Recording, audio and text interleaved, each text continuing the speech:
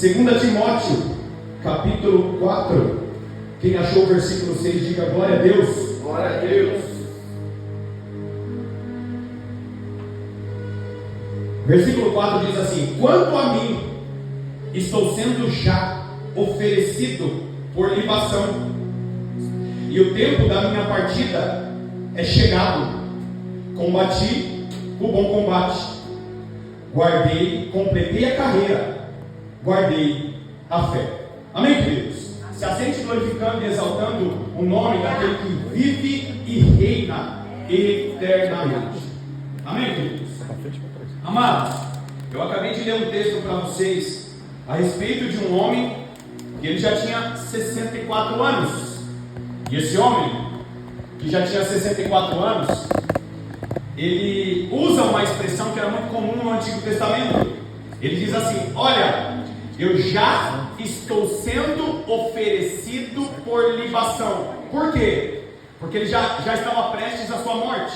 Quando ele escreve a carta, a segunda carta a Timóteo, ele já estava no final de sua vida, já sabendo que ali estaria os últimos anos, provavelmente os últimos dias da sua vida.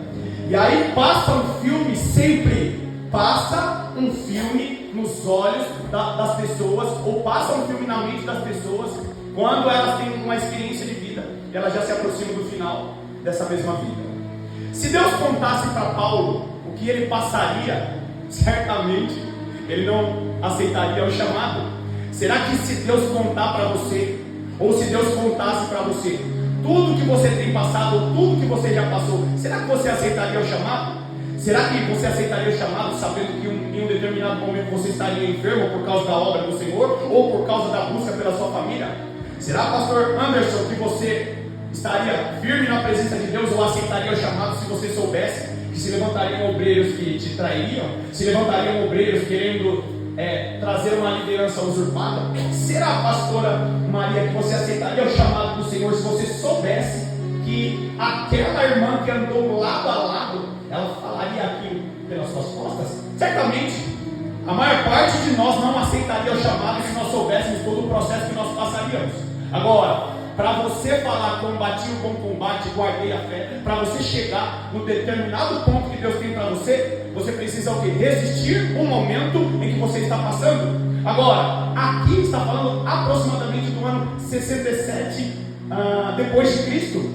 Paulo, já um homem idoso, cheio de experiência sobre a vida dele, e aí ele começa a pensar o quê? Num filme. Passa todo um filme e ele inicia esse filme no ano 35. Por quê? Porque no ano 35, agora, o jovem Saulo está diante de um apedrejamento. Um jovem chamado Estevão, ele começa a pregar a palavra de Deus, e surge um povo chamado de o povo do caminho. Alguns chamavam aquele povo de a seita do Nazareno, e começou aquele burburinho. Por quê? Porque quando a palavra de Deus é pregada com fidelidade, se levanta opressores, se levanta aqueles que são contrários, e com certeza existe uma batalha espiritual. É por isso que muitos dos nossos irmãos acabam sofrendo em seus corpos, acabam sofrendo opressão. Por quê? Porque não entendem. Tem muita gente que pensa que o conflito dentro de casa é algo pessoal. Tem muita gente que o conflito que acontece no meio da igreja pensa que é algo pessoal. Mas Jesus me traz aqui nessa noite para dizer para alguém: você está passando por algum conflito. Por quê? Porque o peso da glória de Deus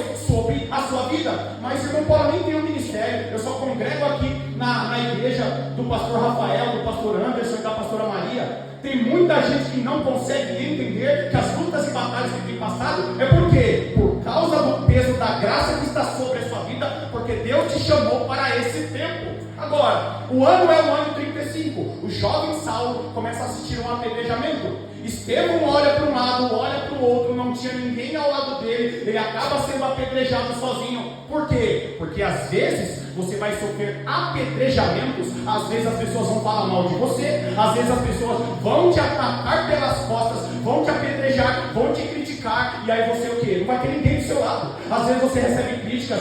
Por quê? Por que abriu uma nova igreja? Já vai sair do salão de novo. É quando as pessoas se levantam dizendo assim: não confia em Deus, vai sair da igreja. E Jesus me traz nessa noite para dizer: não liga para o apedrejamento, segue a minha palavra, segue a minha direção. Por quê? Porque nós não somos movidos pelo que as pessoas falam, nós não somos movidos por apedrejamento.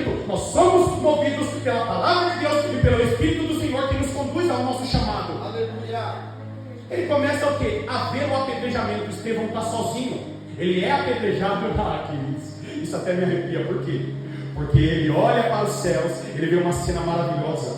Eu vejo os céus abertos. Porque em determinados momentos do seu caminhar com Deus, Deus vai permitir que você esteja sozinho. Deus vai permitir que você esteja sozinha. Por que Deus permite isso, irmão Paulo? Para que Ele revele a glória somente para você. Tem muita gente que se sente abandonado. Às vezes, você tem um cônjuge que é até crente. Às vezes, você tem alguém na sua família que caminha na fé com você. Só que talvez você esteja sendo apedrejado, açoitado por situações, e Jesus não permite que aquela pessoa que está ao seu lado entenda o apedrejamento. Por quê? Porque a glória vai ser revelada para você. Tem muita gente que passa por situações como Estevão, apedrejado, açoitado por situações da vida. O cônjuge do lado não consegue perceber, o cônjuge do lado não consegue discernir. E aí Jesus me traz para dizer: ei, o apedrejamento só você está sentindo, sabe por quê? Porque a glória vai ser revelada para você. Jovem Saulo, entre 28 e 30 anos, ele assiste o apedrejamento inconsciente. Tinha que morrer mesmo, tinha que ser apedrejado mesmo. Por quê?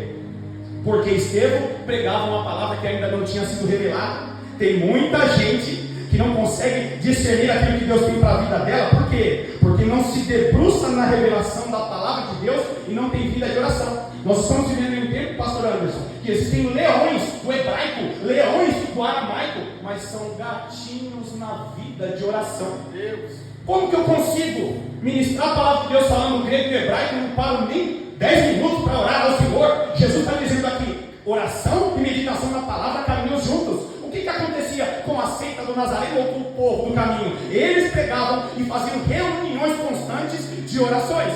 A minha esposa deve estar bem enjoada de tanto ouvir falar isso, mas eu amo quando eu entro dentro de uma igreja e o culto já começa o quê? Com o povo de joelho, com o povo orando. Por quê? Porque se o Espírito do Senhor não estiver em nosso meio, se o Espírito do Senhor não estiver na sua casa, não tem como, não há culto, não há restauração, não há salvação, e você vai abandonar a fé. Estevão é apedrejado e o tempo passa. Saulo de Tarso cresce diante de todas as autoridades. Ele começa a fazer parte do Sinédrio. Ele faz parte das 72 cadeiras que compunham o Sinédrio judaico. Ele se torna alguém importante na religião judaica e ele começa a perseguir a igreja. Ele começa a perseguir os cristãos. Queridos, 2 anos depois dele presenciar o apedrejamento, ele está lá, diante dos seus soldados, dizendo o seguinte: eu recebi cartas, agora vamos perseguir o povo do caminho. Eu sei que a maior parte dos irmãos conhecem a história. Você está comigo em Atos dos Apóstolos capítulo 9. Ele tem um encontro maravilhoso com Cristo no caminho para Damasco. Ele vê uma luz, ele não cai de cavalo. O texto não fala que ele cai de cavalo, ele cai ao chão, aos pés, prostrados. Por quê? Porque aquele que está debaixo de oração, ele não tem chance. Talvez você esteja me ouvindo aqui nessa noite e tem alguém que está em cima de algum lugar ou está caminhando para uma estrada que você não concorda. Talvez você esteja aqui e alguém está caminhando para a estrada do carnaval, alguém esteja em alguma estrada que você não concorda, um familiar teu, o teu esposo, o teu filho. Jesus me traz aqui para dizer: ainda que esse esteja em uma estrada que não é da vontade de Deus, eu sou Deus que sou poderoso para proteger ele lá aonde ele está. Onde ele está agora? No bloquinho? Eu sou Deus poderoso para proteger. E onde ele está? Na baladinha? Porque ele está junto com o pessoal do carnaval? Eu sou Deus poderoso para guardar, para proteger ele nessa estrada. Por quê? Porque se aquele ao qual você ama, ou aquela pessoa que é alvo da sua oração, entenda, o Deus Todo-Poderoso vai lá buscar essa pessoa onde quer que ela esteja. Saulo cai na estrada para Damasco e ele vai para o desígnio que Deus tinha para ele. Ele fica dentro de uma casa de um homem chamado Judas. Judas deixa ele lá. Ele tem a visita de um homem chamado Ananias. Saulo está há 3 dias sem enxergar. Por quê? Porque tem muita gente que não está enxergando e Deus promove situações para quê? Para que essa pessoa volte a enxergar. Qual que é o padrão aqui? O padrão é jejum e oração. A palavra de Deus vai nos dizer que a revelação veio para Ananias. Ananias, vai lá. Por quê? Ele não consegue enxergar. Ele está há 3 dias sem enxergar. Ele está há 3 dias sem comer. Ele está o quê? Orando e jejuando. Por quê? Porque tem situações na sua vida que você não consegue enxergar. E Jesus está falando assim: volta a jejuar. Foi ministrado aqui. Aliás, se nós terminássemos o culto agora, eu já teria sido ministrado, porque Deus usou a pastora Maria, Deus usou a minha esposa para entregar uma mensagem poderosa. Ou seja, não pare de fazer a obra, e se for necessário, volte. Aliás, se for necessário, não, vou corrigir a minha fala. Se não está jejuando mais, volte a jejuar. Se não está orando mais, volte a orar. Por quê? Porque tem situações na sua vida que você não está enxergando. Tem situações que você não está encontrando. Por quê? Porque o Senhor quer tirar escamas de olhos em determinadas áreas específicas. Isso pode acontecer. Você pode ser uma pessoa maravilhosa no relacionamento. Você enxerga muito bem em uma área da vida, mas não enxerga muito bem em outra área da vida. Nós conhecemos pessoas assim, pessoas que enxergam muito bem como deve se relacionar com o cônjuge. Tem pessoas que conseguem enxergar com muita clareza como deve ser o trabalho. Tem muita gente que consegue enxergar muito bem como ele deve conduzir o seu próprio ministério, mas em uma outra área da vida não consegue enxergar. Você já viu uma pessoa que é serva do Senhor, muito bem sucedida em uma área, mas em determinadas áreas ela não tem aquela visão espiritual. Jesus está chamando a atenção de alguém aqui. Filho, filha, você tem uma visão clara, específica de algo, de uma área da sua vida. Você enxerga bem aqui. Só que eu estou pedindo oração e mais jejum por essa área aqui. Por quê? Porque não significa que você tenha a revelação daquela área, que você vai abandonar aquela outra área ali. Olha, eu sou bem casado, é verdade, mas está abandonando o ministério. Não, eu sou bem sucedido no ministério. Louvo o Senhor, eu estou na presença de Deus, vou na igreja 2, 3 vezes por semana, assisto ministração. Está enxergando bem o ministério, está enxergando bem o relacionamento com Deus, mas está abandonando a família. Quanto tempo faz que você não jejua pelo teu filho? Quanto tempo faz que você não jejua pelo teu marido? Quanto tempo faz que você não ora para Deus entregar aquele príncipe ou aquela princesa que o Senhor prometeu para você? Agora você está comigo em Atos dos Apóstolos, capítulo de número 13. Saulo, aquele que teve um encontro com o Senhor, agora ele está no meio de profetas e mestres. Por que isso acontece? Porque quando Deus te chama para algo, Ele vai promover situações na sua vida, Ele vai te empurrar para você evoluir. A verdade grava bem isso que eu estou dizendo, você sempre vai evoluir. Irmão Paulo, mas eu não estou evoluindo nessa área aqui. Se você não evolui na área física, Deus está te conduzindo para você evoluir em uma área espiritual. Vou repetir, não existe eu estou parado em Cristo, não existe. Se você não prospera financeiramente, Jesus está te chamando para crescer espiritualmente. Aliás, Jesus sempre vai nos chamar para crescer espiritualmente. Se você não está evoluindo no seu chamado no ministério, há muito tempo eu sou diácono, há muito tempo eu estou mexendo no som, há muito tempo eu estou paralisado. Quando Deus não permite que uma área da vida seja próspera, Ele está chamando você o quê? Vem prosperar na vida espiritual. Por quê? Porque o apóstolo Paulo, em Atos capítulo 13, ele já tinha passado cerca de 14 anos buscando a presença de Deus. Ele era fariseu dos fariseus. Quem fazia fariseu dos fariseus? Habilidosíssimo na lei do Senhor. Ele tinha que memorizar os 5 primeiros livros da Bíblia que nós conhecemos como Pentateuco. Ele sabia de cor Gênesis, Êxodo, Levítico, Números e Deuteronômio. Os 5 primeiros livros da Bíblia. Quem era fariseu e fariseus tinha que recitar de cor cada um desses livros. Irmão Paulo, o que você está explicando? Eu estou explicando para você que mesmo que você seja muito bem sucedido em uma área da vida, e você está sendo derrotado, ou você está se sentindo atrás em alguma área da vida, Jesus me traz aqui para dizer para você, eu quero que você evolua espiritualmente. Quando Deus não te atende em uma área física da sua vida, é porque Ele está falando para você, vem para o espiritual, porque essa resolução, ela vem para o espiritual. Mas o meu problema é dinheiro, eu preciso entregar currículo. Não, você não entendeu. Aquele que é dono do ouro e da prata, você resolve com ele no espiritual. Não, você não entendeu. Eu preciso arrumar um companheiro ou uma companheira. Você não entendeu. Aquele que levanta o príncipe ou a princesa do Senhor para se relacionar com você, você resolve isso no espiritual. E eu posso falar isso, queridos. Encontrei a princesa 12 anos atrás, foi no espiritual. Aliás, eu acho que o meu caso de relacionamento é um dos poucos casos que um olhou para o outro e falou assim, acho que vai acontecer espiritual. Foi ou não foi espiritual? Ai, que lindo, foi amor à primeira vista. Não foi não. Foi espiritual mesmo. O Espírito Santo confirmando para ela, eu querendo fugir porque a mulher era pequenininha e brava, e Jesus falando assim, estou ali. E a confirmação ali, tiroteio de Bíblia, Foi totalmente incomum. Ai, o meu coração bateu, tocou. Não, foi totalmente espiritual. Inclusive, a confirmação que ela recebeu. Por quê? Porque quando as coisas na sua vida não se resolvem na área física, Jesus está te chamando para o espiritual. Não, mas eu vou pedir para o pastor Anderson e para a pastora Maria, para que eles façam uma consagração. Você pode até pedir, mas Deus está pedindo para você. Vai para o espiritual, porque lá nós resolveremos todas essas coisas. Agora, o que acontece em Atos capítulo 13? Nós vamos ver uma lista no versículo 1. Paulo e Barnabé. E aí a lista vai dizer o seguinte: que estava Paulo e Barnabé numa lista com mais 4 pessoas. Então vai lá a lista. Só que você vai ver o nome de Saulo por último.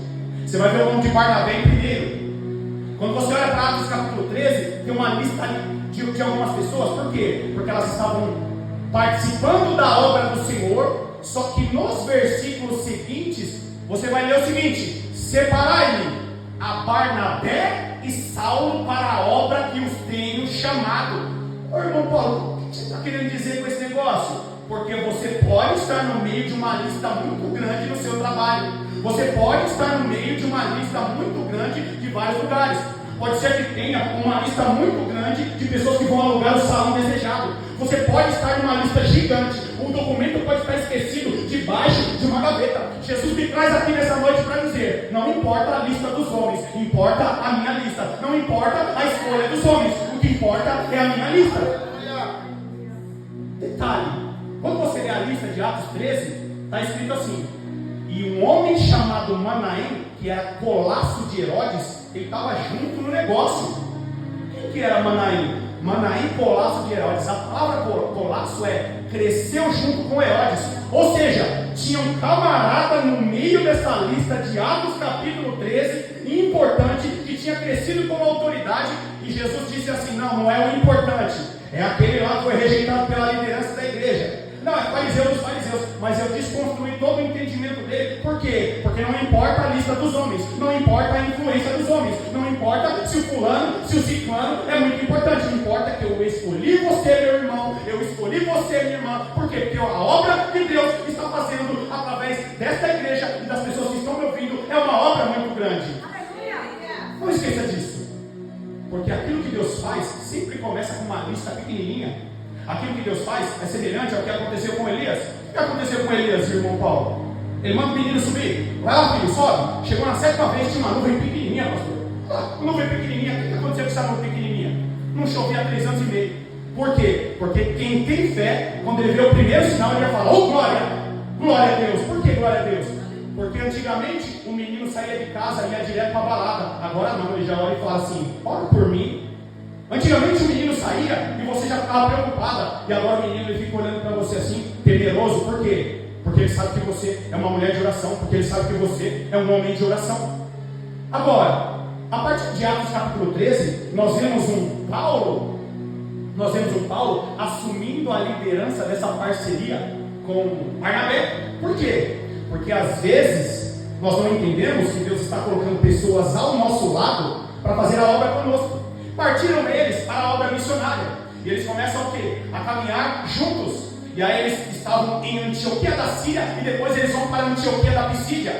Quando eles chegam em Antioquia da Pisídia, e quase eu joguei aqui o meu sapato na minha esposa, falei: vai pregar o que eu vou pregar, Jesus amado, não prega minha mulher. E aí ela começa a falar o quê? A respeito do momento em que eles passam em Antioquia da Pisídia, e eles passam em Listra e começam a caminhar naquelas regiões.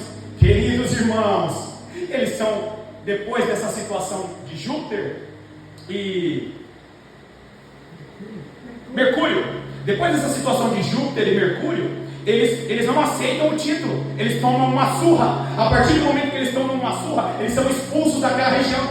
Aí, o texto bíblico vai dizer que na segunda viagem missionária, eles voltam para a região.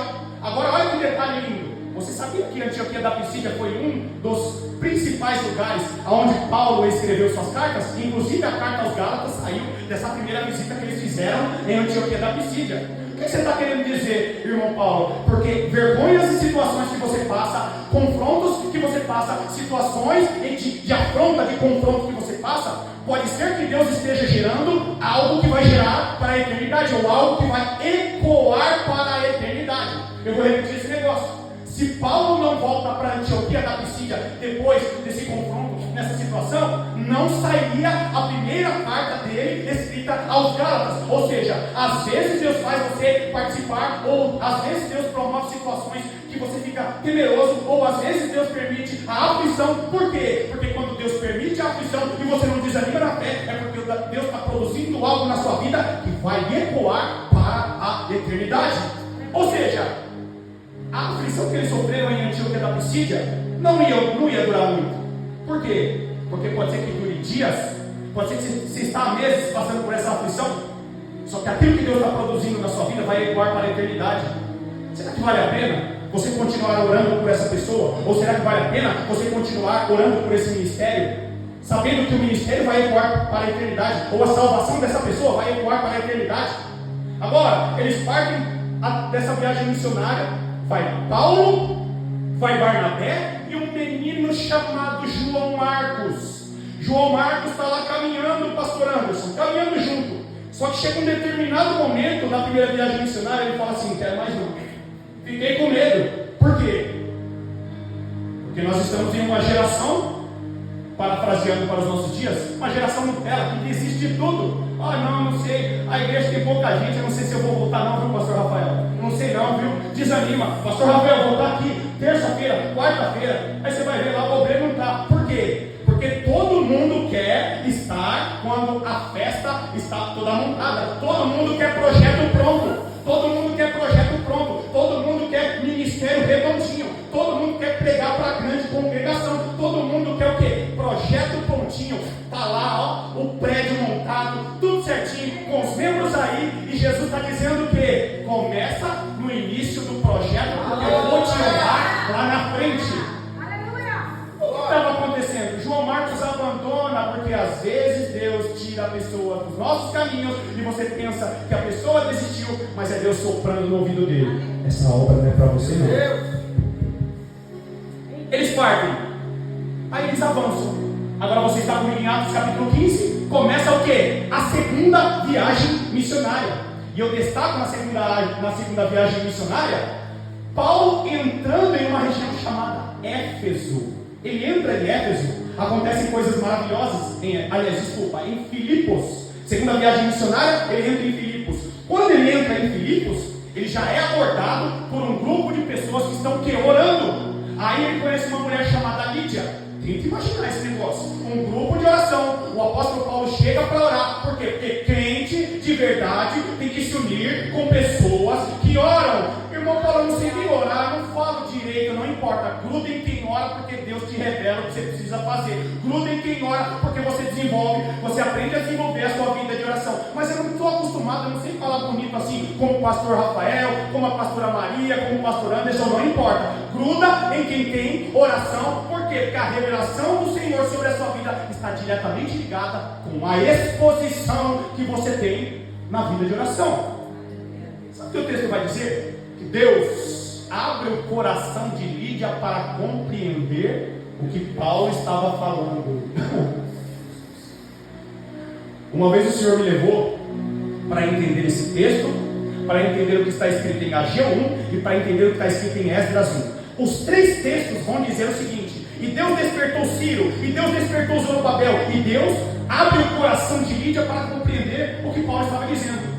Irmão Paulo, desenrola o que você está querendo dizer. Eu estou querendo dizer que existe a possibilidade de eu estar pregando aqui e só uma pessoa está entendendo. Existe a possibilidade da revelação de Deus estar sendo derramada aqui como um rio de água viva e só uma pessoa está recebendo. O que você está querendo dizer? Eu estou querendo dizer que dependendo da disponibilidade do seu coração, você não vai receber aquilo que Deus tem para você. Por quê? É uma loucura isso aqui, gente. Vocês precisam entender isso, isso é uma loucura. Como que um livro sobrevive há muitos e muitos anos? Como que esse livro sobrevive?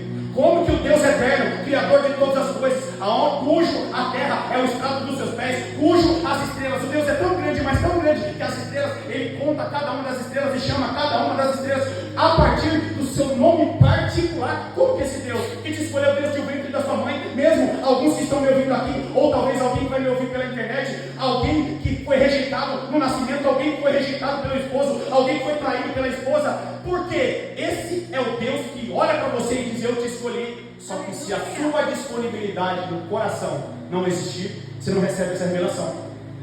Por quê? A pregação é espiritual, a palavra revelada é espiritual, e a mensagem que Deus tem para você é de discernimento espiritual. Ou seja, não encare a pregação da palavra de Deus como mais que culto, não encare a pregação da palavra de Deus como qualquer coisa. Paulo ainda está em Filipos, só que agora há uma grande contenda. Por quê? Porque João Marcos quer ir. E às vezes acontece, viu? Liderança madura vai ter discussão. Liderança madura vai ter discordância. Agora, eu ajusto todos os problemas que eu tenho, porque vão acontecer problemas, porque às vezes surge visão diferente dentro de um trabalho, de um mesmo trabalho, e Jesus está dizendo, não leva para o pessoal. Jesus está dizendo, vai ter discordância. E às vezes, Deus permite a divisão na discordância, por quê? Porque Deus está levando a pessoa para outro lado, Deus está conduzindo a pessoa para o outro lado. Começa com uma confusão. A Bíblia vai dizer que não pequena confusão. Paulo e Barnabé começam a discutir. Não, Barnabé, deixa João Marcos vir com a gente. E Paulo, não, ele abandonou. Não, é Nutella, vai para lá com ele. Dividiram. Paulo falou, tudo bem então, eu venho com Silas e você pode ir para lá com João Marcos. Coisa linda você entender o plano de Deus. Sabe por quê? Porque Paulo e Silas vão viver experiências maravilhosas. Barnabé e João Marcos também vão viver maravilhas. Por quê? Porque Barnabé foi o responsável por conduzir João Marcos até o apóstolo Pedro. Aí nós conhecemos o Evangelho segundo Marcos. Por quê? Porque Barnabé disse assim, vem cá meu filho, vem cá que eu vou te conduzir aqui, você vai conhecer os apóstolos. Irmão Paulo, o que você está querendo dizer? Eu estou querendo dizer que mesmo contrariados, nós não podemos desistir daqueles ao qual Jesus não desistiu. Por que às vezes nós desistimos de alguém? Porque aquela pessoa... Na verdade, todo mundo que está me ouvindo aqui, todo mundo, tem alguém que você olha e você fala assim, misericórdia, não dá mais não. Só que Jesus me traz aqui para dizer, ei, eu não desisti dele, eu não desisti dela. Não é para você desistir. Gente que desiste da igreja e não quer congregar mais. Gente que desiste do seu caminhar com Deus e não quer congregar mais. Agora, avança porque o relógio não se converte. Paulo passa a segunda viagem missionária com Silas. Ele caminha com Silas, é preso com Silas, porque um dos maiores mistérios que existe na história do cristianismo, um dos maiores mistérios que existe na sua vida é o que?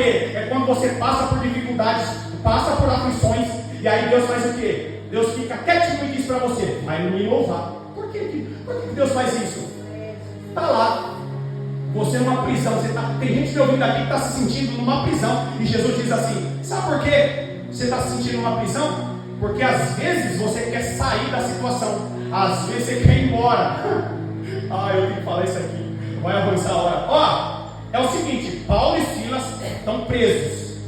Detalhe, Paulo se permite ser preso nessa situação. Me explica, irmão Paulo, eu explico. Se ele dá a carteirada da cidadania romana, eles não poderiam prender Paulo, mas Paulo faz o que com a carteirada? Esconde, se permite entrar na situação. Por quê? Porque às vezes Deus não deixa você sair da situação, porque Ele não quer que você saia, Ele quer que você convide Ele para entrar. Eu vou repetir esse negócio. Você está querendo sair de uma situação, e às vezes Deus fala assim, você tem até direito, você pode até sair, mas eu não quero que você saia. Faça como Paulo, guarde o seu direito de sair no seu bolso, use o seu direito de me louvar. Por quê? Porque quando eu não permito alguém sair de uma situação, sabe o que eu estou fazendo? Eu estou pedindo para você me convidar para entrar. Por que é melhor convidar Deus para entrar em vez de eu sair da situação? Porque quando você convida Deus para entrar, cadeias são quebradas.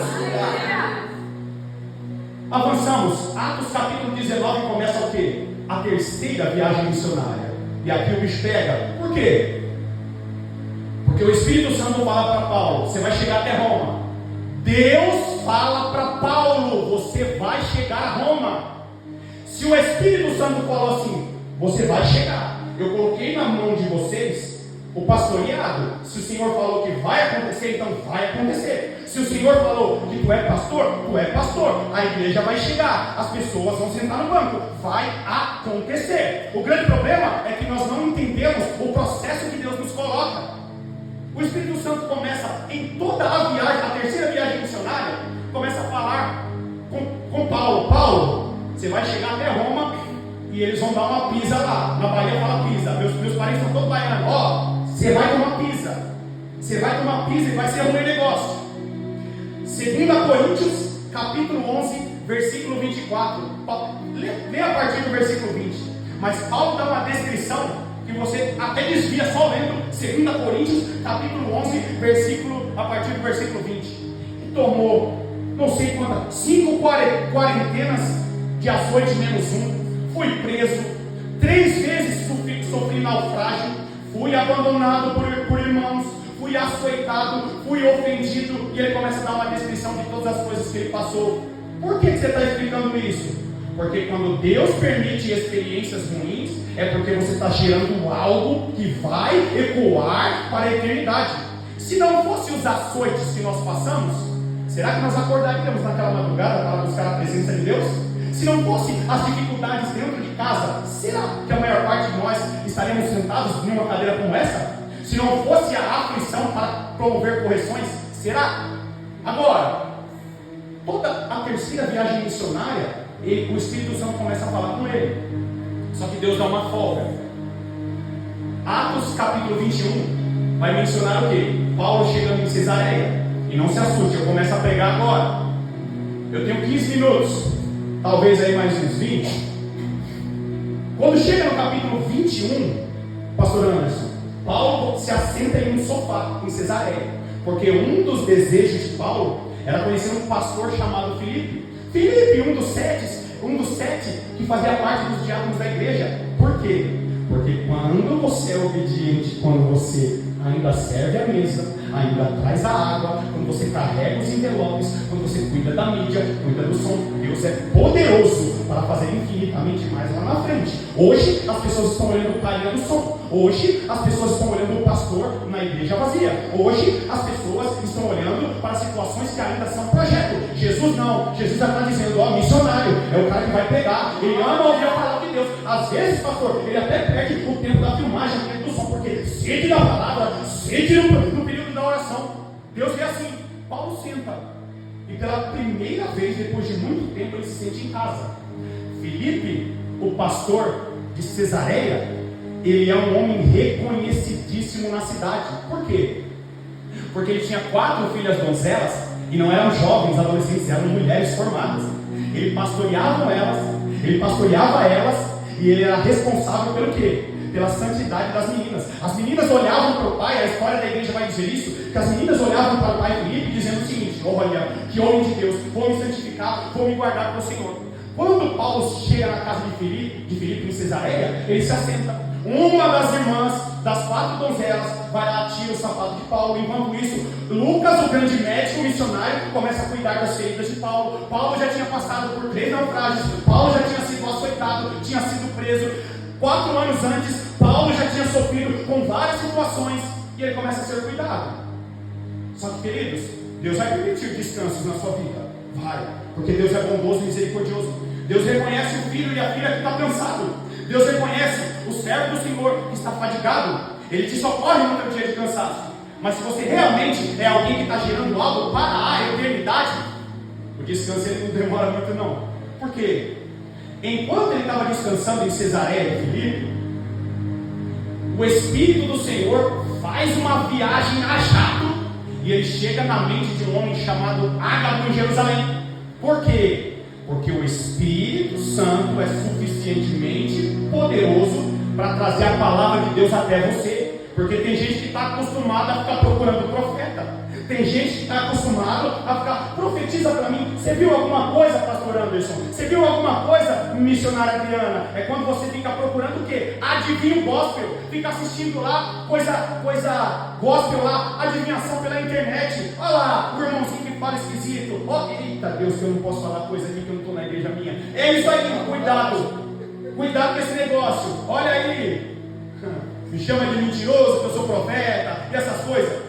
Tem gente confundindo o verdadeiro movimento pentecostal com esquisitice espiritual. Nós temos o dom do Espírito, nós temos uma verdadeira palavra profética, mas cuidado, nem todo aquele que se chama profeta é profeta do Senhor. Lá vai, o Espírito do Senhor vai até Jerusalém, invade a mente de um homem chamado Ágabo e diz o seguinte: Ágabo, vai até Cesareia de Filipe, vai na casa de um homem chamado Filipe, o pastor da região, e vai lá, porque eu quero que você fale com Paulo. Ágabo vai voando, ele chega no endereço certo, do jeitinho certo. Por quê? Porque quando Deus tem um recado para você, você não precisa ficar correndo atrás de pessoas, você só precisa vir para a igreja para ouvir a verdadeira palavra profética. Tem gente que está esperando o quê? A resposta vir de aquelas caixinhas de promessa. E Jesus está dizendo: não é caixinha de promessa, filho, é a palavra profética. Eu vou resolver o problema, mas aguarde, espere a palavra chegar até você. A história do cristianismo vai dizer que quando Ágabo ele chega até a casa de Filipe, ele faz o quê? Ele coloca a mão por detrás da porta. Por quê? Era muito comum os judeus daquela época que chegavam do seu trabalho cansativo, eles deixavam o quê? Os cintos atrás da porta. Pastora Maria era como um símbolo de trabalho, de hombridade. Por quê? E é daí que sai o termo. Você não honra o cinto das suas calças, você não honra a calça que você usa. Por quê? Porque o cinto que afivelava a calça era símbolo de responsabilidade, era símbolo de trabalho. Quando o Ágabo chega e vê aquela sequência de cintos, todos os cintos eram iguais. Não tinha cinto da Victoria's Secret, não tinha cinto da Gucci, não tinha cinto de alguma marca famosa. Todos os cintos eram padrão. E aí ele vai no cinto certinho. Quando ele pega o cinto, a história do cristianismo vai dizer que uma das donzelas, filho de Filipe, diz assim: não, cinto de Paulo não. Por quê? Porque ela tinha guardado o cinto. E aí ele faz um ato profético, se amarra com aquele cinto. Por quê? Porque quando Deus vai fazer algo grande na sua vida, Ele começa a te avisar aos pouquinhos. Ele se amarra e começa a falar: sabe por que eu estou amarrado? Porque você, Paulo, vai ficar amarrado também. Paulo diz assim: eu já sei. Por quê? Porque cristão de verdade, mesmo sabendo que vai voltar para casa agora e vai encontrar um BO lá, vai encontrar uma dificuldade lá, e eu vou para casa, a minha mãe não está fácil não, o meu irmão não está fácil não, aquele esposo não está fácil não. Tem gente aqui que está até com medo de voltar para casa, e Jesus está dizendo: enquanto você está aqui, eu sou Deus que visita a tua casa. Enquanto você glorifica aqui, eu sou Deus que cura, eu sou Deus que restaura, eu sou Deus que acalma, eu sou Deus que faço, eu sou Deus que acalmo os mares dentro da sua casa, porque eu sou o El Shaddai, eu sou todo-poderoso, que visito aqueles que me buscam em sua sinceridade. Paulo entende a mensagem, e agora ele faz o quê? Volta para Jerusalém, onde o profeta disse, o profeta disse: você vai ser açoitado. Encurtando toda a história, Paulo é preso no caminho, recebe várias ameaças. Deus não permite que ele morra, Deus não permite que ele perca a vida dele. Sabe por quê? Porque ele para na mão de um homem, centurião, Júlio. Júlio começa a cuidar de Paulo. Por quê? Porque quem falou para Paulo que ele chegaria em Roma? Deus. Porque se Deus falou que vai acontecer, vai acontecer. Ah, mas está vendo o contrário. Se Deus falou que você vai chegar até Roma, você vai chegar até Roma. Se Deus falou que ela vai se converter, então ela vai se converter. Agora, não se mete no processo de Deus, porque Ele faz do jeito que Ele quer. Paulo está dentro do navio. O povo decide viajar para uma região chamada Creta. Quando eles chegam em Creta, está lá todo um cenáriozinho bonito. Olha lá, um cenáriozinho bonito. 276 pessoas dentro de um lugar. Paulo era um preso livre. Ele não usava algemas, ele não usava corrente nos pés. Por quê? Porque mesmo que você ainda se sinta preso ou presa em alguma situação, Deus vai te dar liberdade para quê? Para você pregar a palavra e para você buscar a presença dele. Júlio usa de humanidade. Por quê? Porque quando Deus te chama para algo em meio às aflições, Deus vai levantar pessoas para te ajudar. Está difícil, mas Deus vai levantar alguém para te fortalecer o teu braço. Não dá não, mas Deus vai levantar alguém para fortalecer o seu braço. Eles entram na embarcação, chegam na ilha de Creta, e aí, queridos, eles estavam preocupados. Por quê? Porque ia chegar o inverno. O inverno na ilha de Creta é terrível. Só que os marinheiros, querendo brincadeira, eles não queriam ficar lá. Por quê? A ilha de Creta, ela tinha uma estrutura boa, mas ela é limitada. Não tinha entretenimento, não tinha as menininhas para os marinheiros, não tinha nada disso. Creta só era um lugar seguro. E Paulo recebeu a mensagem do Senhor dizendo: fala para os varões, para eles não partirem. Não, por quê? Porque vai dar ruim, vai dar terremoto. É quando o seu pastor e a sua pastora, ou é quando o seu conselheiro diz assim: não faz isso aí não. E aí você não ouve. Por quê? Porque quem não ouve conselho do profeta, quem não ouve conselho do homem e da mulher de Deus, vai ouvir coitado, vai ouvir eu avisei. E aí eles decidem embarcar. Eles sofrem com situações e eles entram dentro de um naufrágio. O texto bíblico vai dizer que eles estão dentro de um naufrágio, eles ignoram a palavra de Paulo, e aí o barco começa o quê? Com os primeiros balanços na tempestade. E aí, queridos, o texto vai dizer que começa a vir um vento do deserto, e esse vento do deserto, ele se junta com um vento do mar. Nós conhecemos aqui como tufão, algumas regiões na América conhecem como tsunami, a Bíblia classifica como euroaquilão. No euroaquilão, o fenômeno, ele é um fenômeno que acontece e gera anomalias, ou seja, tudo fica escuro, o céu fica escuro. O texto bíblico vai dizer que eles ficaram em uma condição de noite durante 14 dias.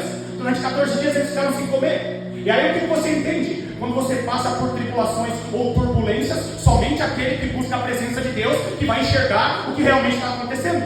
É tão sinistro, é tão difícil essa situação, que eles estavam o quê? Sofrendo com um vento de um lado, um vento de outro. Por quê? Porque às vezes você está no ministério, você recebe uma pancada do lado direito, você recebe uma pancada do lado esquerdo, e você fala assim, rapaz, é o obreiro, depois é a outra pessoa, é dentro de casa, é quando vem pancada de um lado, pancada de outro, e Jesus está dizendo, sabe por que está vindo pancada de um lado e do outro? É euroaquilão. Só existe uma chance de vencer o euroaquilão. É quando você o quê? Se recolhe para o fundo do navio para buscar a presença de Deus.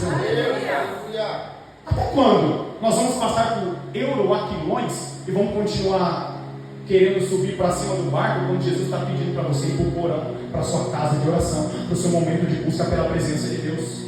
O barco começa o quê? A balançar. A palavra que o Senhor dá para Paulo é: não vai morrer ninguém. Só que é o detalhe: se sair do barco uma pessoa, o barco inteiro e as pessoas vão morrer. Porque às vezes, mais uma vez, Deus não permite que você saia do barco. Por quê? Porque às vezes Deus promove situações para você entender que você é o capitão do barco. Irmão Paulo, me explica isso. Eu explico. Quando o Senhor fala para Paulo que eles não morreriam, ele disse assim: eu te dei as pessoas do barco. É por isso que tem gente me ouvindo aqui que não entende que quando você pensa em desistir, Deus não permite que você desista. Por quê? Porque você é o capitão do barco da sua casa. Você pensa que aquele filho, você pensa que aquela mulher, ou você pensa que aquele esposo, ele volta para casa, sobrevive do boteco, sobrevive da balada, porque ele é o rei da madrugada, porque ele é o rei da noite? Não, ele sobrevive porque você que está na frente do barco, está lá orando, está intercedendo. É quando Deus coloca você como o responsável espiritual de um barco, e Jesus está dizendo: meu filho, minha filha, sabe por que eu não deixo você desistir? Por quê? Porque eu coloquei as pessoas sob a sua responsabilidade espiritual. Eu parto para o final da mensagem. Eles conseguem chegar na ilha de Malta.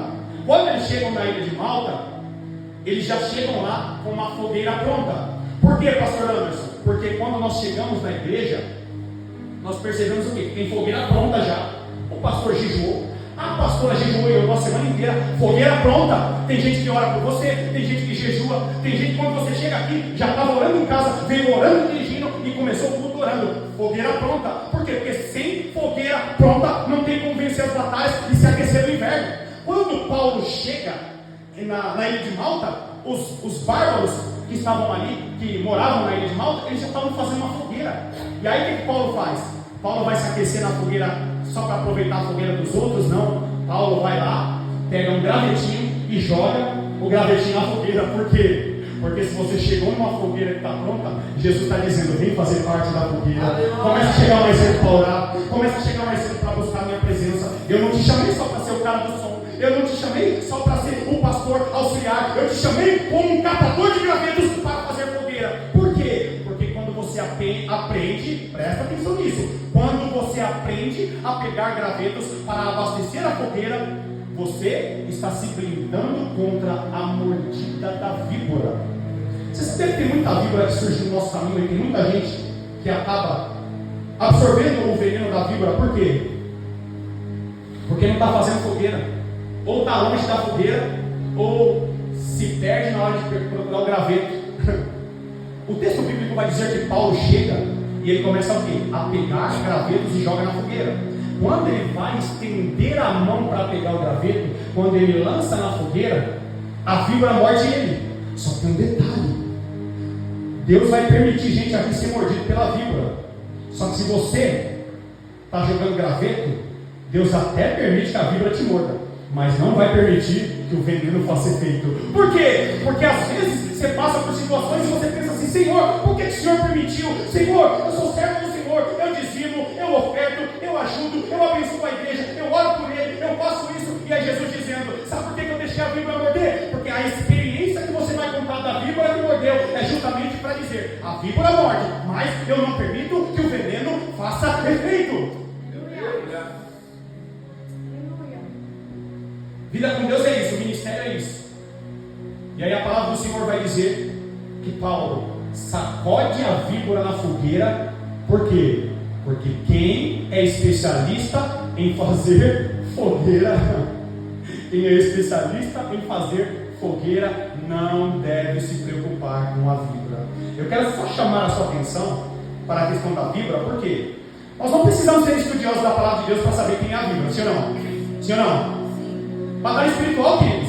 Existem víboras, existem serpentes, principados e potestades que se arrastam quando você está vindo para a igreja. E sabe por quê que Deus não permite que aconteça algo no caminho? Sabe por quê que Deus te protege? Sabe por quê o Deus do extraordinário te guarda e te protege no momento do ordinário, no momento comum? Porque você está o quê? Jogando gravetinho. Tem muita gente que não consegue ver o agir de Deus, a proteção de Deus em momentos ordinários. Por quê? Está esperando o anjo do céu descer para fazer algo extraordinário. E Jesus está dizendo: só porque você jogou graveto, só porque você jogou fogueira, eu te protejo em momentos comuns que para você não está acontecendo nada. Existe agora uma batalha espiritual violenta por causa do evento que está acontecendo em todo o Brasil. E Jesus olha para esta igreja com poucas pessoas para dizer o seguinte: eu sou Deus que te protejo da víbora, que não deixa o veneno fazer efeito. Por quê? Porque você está aqui conosco. Pastor Anderson, Pastor Rafael, Pastora Maria, estamos fazendo uma fogueira para a glória de Deus. Porque se mordeu, você vai sacudir a víbora na fogueira. Aleluia! Paulo faz grandes maravilhas na ilha de Malta. E aí a Bíblia vai dizer que eles saem da ilha de Malta. E Paulo, no capítulo 28 de Atos dos Apóstolos, ele fica numa prisão domiciliar. Lhe é permitido pregar a palavra de Deus, lhe é permitido ter relacionamento com outros irmãos. Por quê?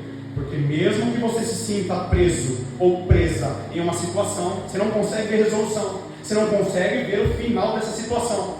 Deus é aquele que na situação de prisão diante dos homens é que se revela a você como o Deus do suprimento, como o Deus que te ajuda. Pode até apertar, mas Ele não vai deixar faltar. Pode até não vir, mas Ele vai te dar força para fazer o trabalho de dois. Pode até não acontecer aos seus olhos, mas o mundo espiritual está girando. Pode ser que até você não esteja na lista, mas Ele é o Deus que te coloca na frente da lista. O documento não saiu, mas eu sou Deus que coloca o documento em cima. Pode ser até que estão falando mal, mas não importa. É envergonhado no secreto, é envergonhado quando ninguém está vendo. Mas o Deus que permite a vergonha no escuro, no secreto, é especialista em te honrar no público.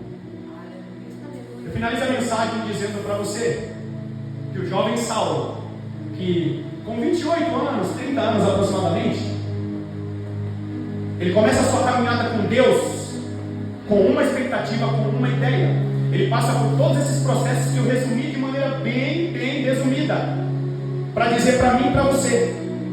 Vai lá comigo, vamos finalizar. Vai lá comigo em 2 Coríntios. Vamos finalizar com 2 Coríntios. Eu preciso ler esse texto com você. 2 Coríntios capítulo 11.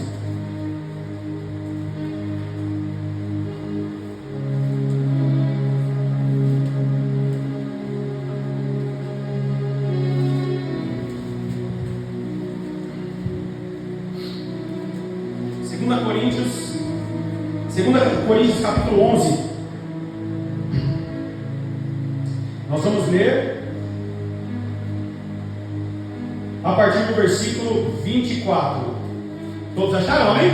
Amém. 5 vezes recebi dos judeus uma quarentena de açoites, menos um. Fui 3 vezes fustigado com varas, uma vez apedrejado em naufrágio 3 vezes. Uma noite e um dia passei na voragem do mar, em jornadas, muitas vezes em perigos de rios, em perigos de salteadores, em perigos entre patrícios, em perigos entre gentios, em perigos na cidade, em perigos no deserto, em perigos no mar, em perigos entre falsos irmãos, em trabalhos, em fadigas, em vigílias, muitas vezes em fome e sede e em jejuns, muitas vezes em frio e nudez. além das coisas exteriores, há o que pesa sobre mim diariamente, a preocupação com todas as igrejas. O que Deus ensina para mim e para você, com esse homem, quase no final de sua vida, é para dizer o seguinte: se você tem passado por aflições, seja qualquer uma dessas aflições, Deus é o Deus que te sustenta no processo, e Ele é poderoso para te sustentar no processo e te fazer ter até preocupação com a igreja dele. Ele é o Deus que cura a esposa, Ele é o Deus que visita a casa, Ele é o Deus que resolve o problema financeiro, Ele é o Deus que te chamou e é o Deus que vai te dar força, habilidade. Eu vejo 4 mãos em você, é como se você fosse um povo. Por que, irmão Paulo, um povo? Porque 2 mãos são 2 mãos naturais, as outras 2 mãos são mãos espirituais. Aquilo que a tua mão não alcança, o Senhor Deus vai te dar habilidade e capacidade. Não se importe, está indo na igreja demais, agora você vai ficar procurando o salão, e o Senhor está dizendo para você: continua firme na minha presença, porque aquilo que o teu braço humano não alcançar, eu, o Senhor, farei com os seus braços espirituais alcançar. Combati o bom combate, acabei a carreira, guardei a fé. O Senhor chama os meus irmãos e as minhas irmãs que me ouvem nessa noite: siga firme na presença de Deus, porque o mesmo Deus do apóstolo Paulo é o Deus que está nessa noite te fortalecendo para isso que Ele te chamou. Amém, queridos? Vocês podem se colocar de pé, vamos fazer uma breve oração.